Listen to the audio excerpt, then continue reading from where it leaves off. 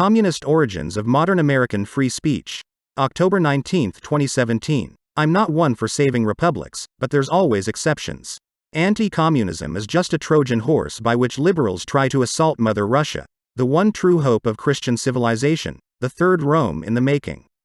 So says Alex Nicholson. Not an uncommon opinion. Anti-communism used to be a mainstay of left liberal opinion.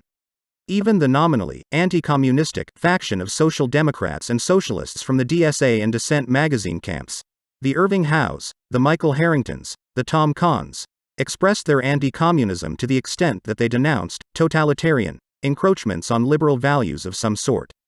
However, anti-communism is now a part of the political right also. Bolsheviks didn't like homos, either. Stalin outlawed abortion. The Cold War is over, so get over it, National Cuckview readers. Neoliberalism is the real totalitarianism. Well, depends on how you date, now. It's always been there, but it was isolated to third-positionist and geopolitical cranks. Now that a third-positionist geopolitical crank like Dugin has become a cult figure, though, things are different. The subject of this essay is freedom of speech in America, and why you are the Manchurian candidate of a communist plot if you champion it as an absolute. Not a common opinion among cold warriors. Well, not this bluntly, perhaps. Many will accuse me of making the genetic fallacy. To which I ask, how can a hereditarian believe in the genetic fallacy as a fallacy? I'm not a hereditarian, but I'm just asking. It so happens that the germplasm of communist subversion through free speech and civil rights activism has been a smashing success in terms of reproductive fitness. Many on the right have the habit of looking at civil rights from the purely racial angle, and forgetting it was a much broader movement that expanded, or outright invented, what many Americans, far left and far right alike, consider to be their natural, constitutional freedoms, as Americans. John Birchers, where are you? Your brethren on the right are now pink right down to their underwear, whether they come from commentary, or from American Renaissance. Exactly as you foresaw it. And because they talk like pinkos, it should come as no surprise they're aping the pinko tactics of old that served to displace their predecessors, thinking that if it worked for Carol Weiss King defending foreign radicals, it'll work for them. The Anglo is a law-abiding man, he is. Only a race as pristine and advanced as the English race could have given us the rule of law, and only so perfectly as in America. For the Anglo-American is so law-abiding that he retconned the Due Process Clause of the 14th Amendment onto the entire practice of constitutional law, incorporating the first 8 amendments of the Bill of Rights into all state constitutions, thus completely destroying the federalist system that he so proudly and smugly held up as evidence of his higher evolution. Federalism in 1833 and federalism in 1925, or even federalism in 1873, what a difference. And so, Chateau Hardist writes that the First Amendment is the left's thermal exhaust port, last month, which I must quote in depth. It's perfectly reasonable to accuse the shit liberal establishment of anti-Americanism and label them heirs to the Orwellian Big Brother nightmare, because their actions prove they don't believe a word of the First Amendment. Deep in their BPA-saturated hearts, the saner shitlibs feel a twinge of discomfort about the anti-free speech direction their rule has taken of late. This is the fissure into which smart mall writers can drive a sharp wedge, fracturing the anti-white leftoid alliance, peeling off some of the red-blue mixed purple-pilled white libs from the non-whites and whites, who don't give a flying fuck about the principles of Anglo-governance and the racial temperament from which those principles derive. The white libs who still harbor a quaint respect for the First Amendment won't convert, but they'll retire from politics and take their competence with them. Alt-writers should be hitting this free speech angle hard. Every rally should feature the defense of free speech and assembly as its unifying theme, because free speech permits the expression and exposure of every other theme that energizes the pro-white counterculture. Freedom to express ideas without getting fired or purged or blacklisted means that there's a chance those ideas percolate into mass consciousness and the needle moves away from the lies and ugliness of equalism and toward truth and beauty. Free speech is the first right enunciated in the Bill of Rights for a reason. Without it, all other rights are effectively voided. Given its importance to a republic, the default defense of free speech should always err on the side of absolutism. Codified free speech is uniquely American. It's what sets us apart from the rest of the benighted world, and from our ancestral homelands in Europe. It's why when we're kids learning about the Bill of Rights, we feel pride in our 1A heritage. It's as American as apple pie and imported Chinese junk. The wild right needs to own free speech and assembly, and hang the smelly albatross of speech criminalization on the leftoid fuggernaut. Champion 1A, and the rest of your revolutionary pro-white agenda starts to look more A1 to normies. The statements above are powerful, persuasive, and wholly wrong. It was odd for me to find that such a bastion of extreme right thought as CH was promoting communist propaganda of an absolutist Holmes, Brandeis definition of free speech, and of the evils of speech criminalization, to go with it. Why? That's something only leftoid fuggernauts do. Like the Russian Tsar, that goddamned shitlib. Okay, obviously, it was not odd at all. Manosphere blogs are all about talking off the cuff and emulating thuggish mannerisms in writing. The result is the occasional gem of street smarts buried in lots of nonsense. Nevertheless, let us hear from a man who actually had to deal with the consequences of free speech. This man, sadly, did not have the racial temperament to truly grok the principles of Anglo-governance. As such, being an inferior, his words ought to be taken with a grain of salt against the real experts, like Executive Secretary of the Patriotic American Student Union, Joseph P. Lash, but more on him later. Pierre Denis, Comte de Peyronnet, aka Charles Ignace, a prime figure among the ultra-royalist deputies of the Restoration, who spent 6 years in prison after the July Revolution. In 1834, while in the slammer, he penned some thoughts of a prisoner, Pensées d'un prisonnier. On the press. The great vice and the most dangerous disadvantage of the press is that it excites perpetually to change, and that, when one has escaped an unfortunate state, it brings one back to it. But in every constitution founded on the principle of popular sovereignty, as it is the right of the people to speak there, it is also right that anyone who is of the people should be able to speak. In other constitutions, this freedom may be granted, favored, and suffered. In that one, it cannot be refused. It is not transferable or alienable. It is not conceded, it simply belongs. It would not be revoked without changing the Constitution. It is of the Constitution itself, and of its substance. One could not even alter it. For to alter it is to reduce it, and which reduces it, the other fact, and which causes it to be destroyed. If it is not his right to be fully free, he has nothing to say. But if it is his right, what will you say to him? Peyronnet is pointing out an issue with the very same Anglo-governance. The freedom of the press is not a unitary grant from a superior lord, nor even a contract with stipulations, but an endowed and inalienable right intrinsically belonging to all Americans, whether you define them to end at Englishmen or end at Somalis. No transferability, no alienability, no possibility of telling the public-minded, authority-questioning reporters at McClure's to tone it down. No possibility of stopping the Reds crawling out from under the bed to slit your throat as you sleep. Or throwing you in jail like Peyronnet, of course. Even worse when those Reds don the court robes and declare your Anglo-governance null and void in order to expand those inalienable rights. And it is no lie, expanding your rights they do. For a long time, few disputed the rights of states to enforce obscenity laws. They still remain on the books, but have been mostly eroded throughout the years. Indeed, there is a solid case to be made that the free speech absolutist theory is wrong under constitutional law even by current vague standards. Furthermore, workable statewide obscenity laws exist in 40 states. In some states, cities and counties can also enact obscenity laws. These laws can encompass both obscene materials and performances. The prosecuting attorney of each county or judicial district enforces these laws. State and local police may make arrests, as the article mentions. The age of comstockery, or, should I say, pure fucking comstockery, is the most, famous of all, when Post Inspector Anthony Comstock under the auspices of the feds whacked pornographers, abortionists, suffragettes and a host of other figures. The Comstock Law, a perfectly legal force in the land, until it was progressively rendered impotent by judicial review. Say what you will about Comstock the man, how about one of his most passionate enemies? Like Ida Craddock, author of bizarre occultic sex magic manuals, admired by Aleister Crowley. Now, Craddock's biggest fan, Theodore Schroeder, founder of the Free Speech League in 1902, was among the pioneers of free speech absolutism in America, though not the most influential. It started off as an organization to fight comstockery before moving on to provide legal counsel for anarchists, and sponsor Margaret Sanger's drive for legalizing birth control. Schroeder himself was a sexual crank, declaring, "With the development of healthy-mindedness through sexual education in our schools, all morbidity of curiosity would disappear in one generation."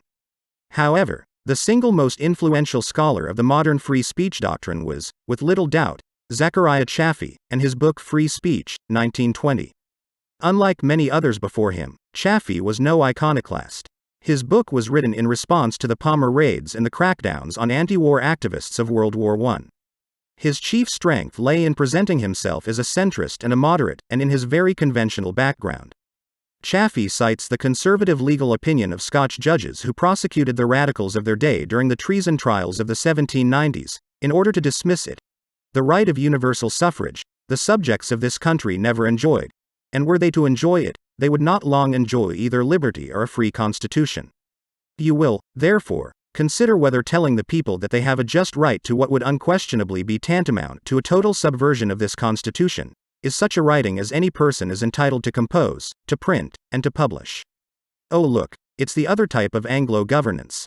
The one that's dead. Nominally, Chaffee stated that the true boundary line of the First Amendment boils down to the balancing of two interests, public safety, and the search for truth.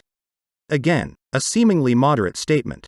His true sympathies, however, are revealed by the fact that he consistently dismisses just about all the practical cases of speech suppression in Chapter 4, anarchist exclusion, sedition laws, anti-syndicalist laws, banning of radical imagery, etc., by either minimizing the problem and arguing that emergency measures simply aren't warranted, by adopting overly individualistic arguments when convenient, or by claiming that free discussion will expose the lies and fallacies of propaganda, while in a country where opinion is suppressed, propaganda finds subterranean channels where it cannot be attacked by its opponents. One truly wonders what these subterranean channels are supposed to be. They sure as hell ain't in Aunt Sally's house. Could they be in the free and responsible press itself? Chaffee's name and influence were ubiquitous, as we shall see. One quick example before the rest. Chaffee served as vice chairman of the Hutchins Commission, assembled in the University of Chicago under request of Henry Luce, publisher of Time and Life magazines. The subject: the proper role of the press, and how to regulate it, or how it can regulate itself. The final report, A Free and Responsible Press, 1947, at once stroking its ego and correctly recognizing its great power, also contains the absolutely legendary quote, p.7. The freedom of the press illustrates the commonplace that if we are to live progressively we must live dangerously, no fucking kidding. However, the report also advocated such measures as mutual self-criticism of the press to keep it responsible. The result was journalists, save a few, like Walter Lippmann, reacting with great indignation over the idea that their rights come with responsibilities. Not much has changed since. We haven't yet entered specifically communist territory, but we're about to. First, a note on the MO of the primary carrier of the free speech and civil rights virus, the communist lawyer. HUAC kindly gives us a good summary of how the communist lawyer operates, from 1959 to 1. Capitalized on their membership in the legal profession to recruit fellow lawyers into the Communist Party. 2. Misapplied their legal training by assisting communist operatives in circumventing the law in order to carry out party objectives. 3. Served in secret communist cells aimed at espionage and influencing United States policy toward communist objectives, while holding responsible legal positions in the United States government. 4. Carried out important duties as a functionary of the Communist Party organization itself. 5. Served as attorneys for both communist-dominated trade unions and those not under communist control. 6. Acted as legal advisors to, and accepted leadership roles in, organizations which posed as legitimate non-communist enterprises although they were, in fact, operated under communist control for party purposes, for example, the party front organizations built around civil rights and other popular themes. 7. Exploited the prestige of their profession in the course of running for public office. Example of point 6. The highly prolific International Labor Defense, from its Labor Defense Manifesto in 1930. The International Labor Defense will organize and lead nationwide campaigns for the release of all class war prisoners, conduct a relentless struggle against anti-labor legislation, and fight for the repeal of all criminal syndicalism, criminal anarchy and sedition laws, exceptional measures designed to give a legal covering to the attacks of the ruling class upon militant workers and the whole labor movement. Very well. What about a salient example of an individual lawyer? Oh. John Rogge, veteran of the ACLU, National Lawyers Guild and Civil Rights Congress, Progressive Party supporter, lifelong fascist hunter and enemy of obscenity legislation. His New York Times obituary calls him an anti-Nazi activist. His book Our Vanishing Civil Liberties, 1949, was an early denunciation of congressional investigations of communist subversion and trials of communist leaders. In retrospect, he is flat out wrong in many instances, like his strong insistence that Harry Dexter White was not a spy, and that the accusation was fabricated by fascist elements. Particularly interesting is his early evolution. Guess which book he found most captivating? The book which made the greatest impact on me in law school was an extracurricular one, Zachariah Chaffee's Freedom of Speech. This book described the Palmer raids after the First World War. It put me in touch with the writings of John Milton, John Stuart Mill, Thomas Jefferson, Tom Paine, and the great opinions of Holmes and Brandeis. Of course, Rogge spent his entire life under the impression that he was fighting a fascist conspiracy to destroy civil liberties. He wrote in OVCL that the HUAC was pushing America into the direction of a fascist police state. p.37, in 1946, he declared in a memorandum, "In my opinion, international fascism, though defeated in battle, is not dead. The enemies of democracy did not all lay down their weapons on VJ or VJ Day, and the deaths of Hitler and Mussolini, the execution of Quislings in collaborationist or vassal states, and the arrest and conviction of Japanese militarists have not brought an end to the fascist threat to democracy. No, fascism is not dead in the United States. On the contrary, it is now in the process of post-war reconversion, a reconversion uncomplicated by strikes, price ceilings, or shortages. The old familiar fascist faces are once again spouting the old familiar fascist lies." At the same time, of course, he was a passionate New Dealer, the New Deal being no stranger to communist infiltration, seemingly oblivious to the fact that Hugh S. Johnson, head of the National Recovery Administration, was an admirer of Mussolini who carried a copy of Raffaello Viglioni's The Corporate State with him. Nor was he the only fasci goy in those circles. The fash and the pink mingled together without much trouble. Rogge cites some other figures he had respect for: James Weschler, p.26, and I.F. Stone, p.32. James Weschler, communist in his youth, the 1930s, moving on to become one of the eminent left liberals of his day as editor-in-chief of the New York Post. This was before the Murdoch acquisition, of course. Note one of the organizations Weschler was a part of, the American Student Union, ASU. The ASU was part of an understudied student radical movement that swept the 1930s contemporaneously, and sometimes in conjunction, with the New Deal. The executive secretary of the ASU, Joseph P. Lash, was quite a figure. Besides his long and intricate career in the upper echelons of the elite, including being one of Eleanor Roosevelt's BFFs, one of the ASU pamphlets he wrote merits attention. Its title: The Campus, A Fortress of Democracy, 1937. Yes, really, one of the first things we notice: a signed letter of approval from the White House itself. Mind you, this was when Lash hadn't even formally renounced communism yet. Why did FDR approve of him? Around p.16 it becomes clear why. In a chapter titled, Campus Militarism is Campus Toryism, Lash rips into the Reserve Officers Training Corps on college campuses. We are concerned with the aggressiveness of fascism, but we are also concerned with the militaristic policies of our government. The fight against the ROTC must be continued. The fight against the war budget must be continued. The fight against M-Day must be continued. The role of the military apparatus in America is reactionary and fascist. When the editor of the Vassar Miscellany spoke at the Armistice Day meeting in Poughkeepsie, she met opposition from the Reserve Officers Association. At Purdue, the ROTC supplied the information to a campus newspaper in order to attack falsely your national secretary and the ASU as communist. The Tories favor the maintenance and extension of the military apparatus because TBE philosophy of the latter is anti-democratic and anti-egalitarian. The philosophy of our military is one of defense of privilege and caste and, in the end, of fascism and war. Yes, it's that venerable proxy war between DOD and the State Department, here illustrated very beautifully by a surrogate. I.F. Stone, the great liberal muckraker of the 20th century, wrote this gem of an article on December 8, 1958. An open Soviet society would be an aid to peace. We believe that in the long run greater freedom will prove a better risk than greater repression. The struggle for a more open Soviet society is a struggle for conditions in which peaceful transition to a less rigid-minded socialism may be possible in Eastern Europe without new convulsions.